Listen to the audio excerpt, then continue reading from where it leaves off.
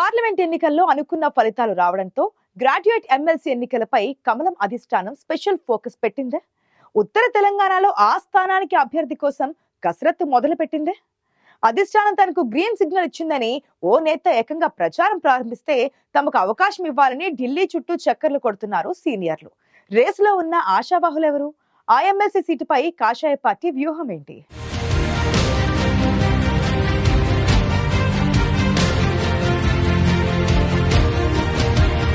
Assembly parliament ఎన్నికల తర్వాత తెలంగాణలో గ్రాడ్యుయేట్ ఎమ్మెల్సీ స్థానానికి ఎన్నికలతో కమలం పార్టీ నేతలు స్పెషల్ ఫోకస్ పెట్టారు.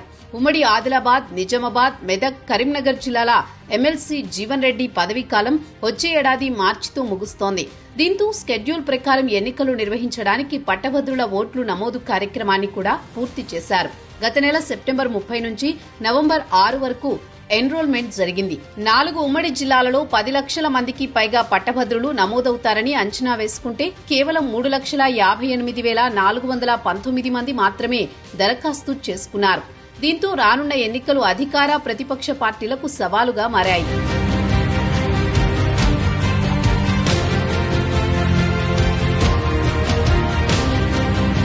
తెలంగాణలో అధికారాన్ని చేపట్టిన కాంగ్రెస్ పార్టీ ఉమ్మడి వరంగల్, నల్గొండ, ఖమ్మం గ్రాడ్యుయేట్ ఎమ్మెల్సీ స్థానాలను గెలిచి ఊపు మీద ఉంది. అదే విజయ పరంపరని కొనసాగించాలని హస్తం పార్టీ ఉవ్విళ్లూరుతోంది. సిట్టింగ్ సీటుని మరోసారి కైవసం చేసుకోవడానికి కాంగ్రెస్ అధిష్టానం వ్యూహరచన చేస్తోంది. ఉమ్మడి 4 జిల్లాలలో బీజేపీకి 4 ఎంపీలు, 7 ఎమ్మెల్యేలు ఉన్నారు. దీంతో ఎమ్మెల్సీ స్థానాన్ని ఎలాగైనా దక్కించుకోవాలన్న పట్టుదలతో ఉంది ఆ పార్టీ. బీజేపీ నుంచి పోటీకి ఆశావహుల సంఖ్య కూడా పెరుగుతోంది. బీజేపీ మాజీ ఎమ్మెల్యే గుజ్జుల రామకృష్ణారెడ్డి, పోలసాని సుగుణాకర్రావు, రాణి రుద్రమదేవి, ఎర్రబెల్లి రఘునాథ్, ఘటిక క్రాంతి పేర్లు ప్రచారంలో ఉన్నాయి.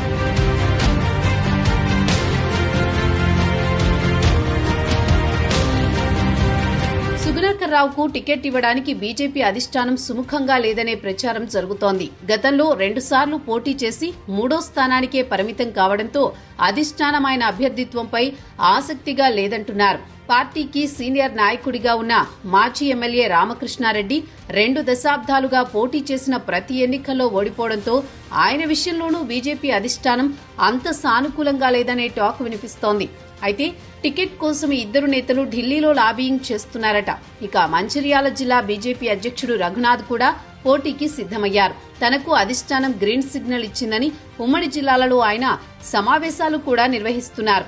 గత అసెంబ్లీ ఎన్నికల్లో మంచిర్యాల నియోజకవర్గం నుంచి పోటీ చేసిన ఆయన 2వ స్థానంలో నిలవడంతో పార్టీకి మైలేజ్ పెరిగింది. ఎన్ఆర్ఐ కావడం, ఎమ్మెల్యేలు, ఎంపీలతో మంచి సంబంధాలు ఉండడం రఘునాథ్కు కలిసొచ్చే అంశంగా చెప్పొచ్చు.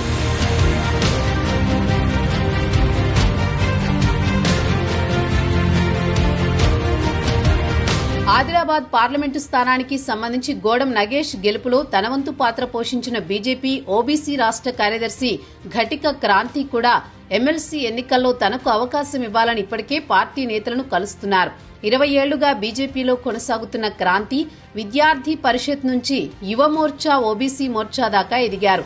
ఉమ్మడి గ్రాడ్యుయేట్ ఎమ్మెల్సీ నియోజకవర్గంలో ఒక్క ఆదిలాబాద్ నుంచే 4 ఎమ్మెల్యేలుండడంతో పాటు ఎంపీ మద్దతు కూడా ఉంటుందని, మిగతా నేతలందరితో మంచి సంబంధాలున్న తన అభ్యర్థిత్వాన్ని చూడాలని కోరుతున్నారట క్రాంతి.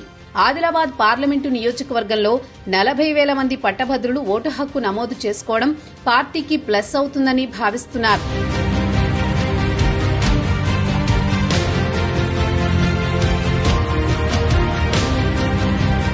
ఆదిలాబాద్ పార్లమెంటు నియోజకవర్గంలో 40,000 మంది పట్టభద్రులు ఓటు హక్కు నమోదు చేసుకోవడం పార్టీకి ప్లస్ అవుతుందని భావిస్తున్నారు.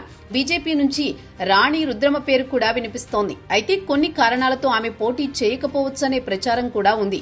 2023 అసెంబ్లీ ఎన్నికల్లో సిరిసిల్ల నుంచి పోటీ చేసి కేటీఆర్ చేతిలో ఓడిపోవడం, ఆర్థికంగా బలంగా లేకపోవడంతో రాణి రుద్రమ పోటీ చేయకపోవచ్చనే టాక్ నడుస్తోంది.